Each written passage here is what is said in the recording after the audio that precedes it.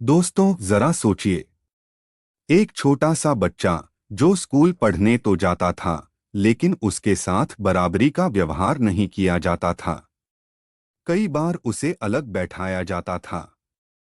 प्यास लगने पर भी उसे दूसरों की तरह आसानी से पानी नहीं मिलता था।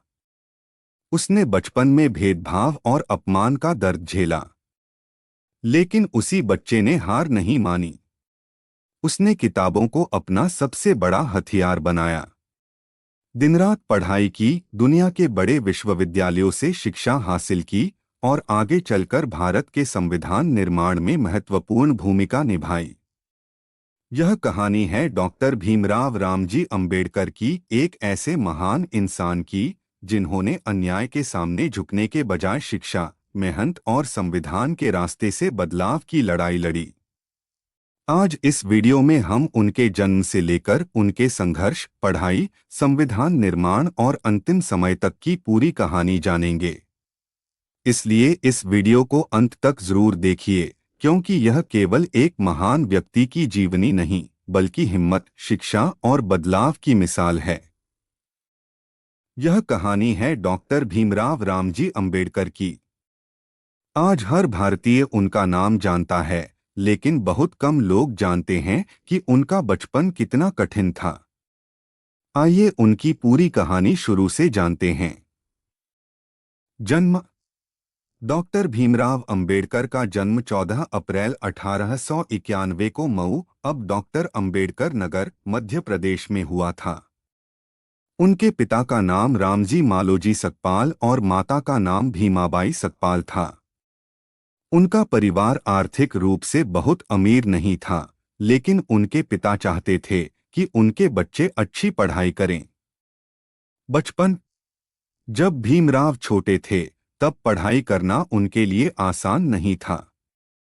उन्हें स्कूल में कई तरह की परेशानियों का सामना करना पड़ा, लेकिन उन्होंने पढ़ाई नहीं छोड़ी। उनका मानना था कि अगर इंसान पढ़ लिख जाए तो वह अपनी जिंदगी बदल सकता है। इसी सोच के साथ वे दिन रात मेहनत करते रहे। पढ़ाई।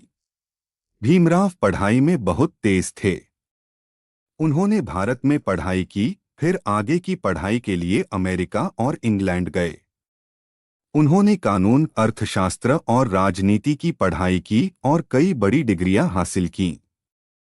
भारत लौटकर उन्होंने समाज में शिक्षा, समानता और न्याय के लिए काम करना शुरू किया। संविधान।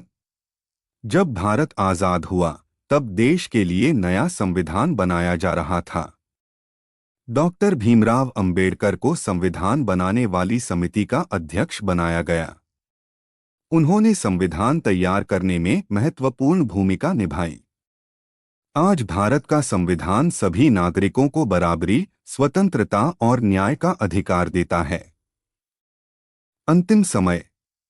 14 अक्टूबर 1956 को उन्होंने बौद्ध धर्म अपनाया।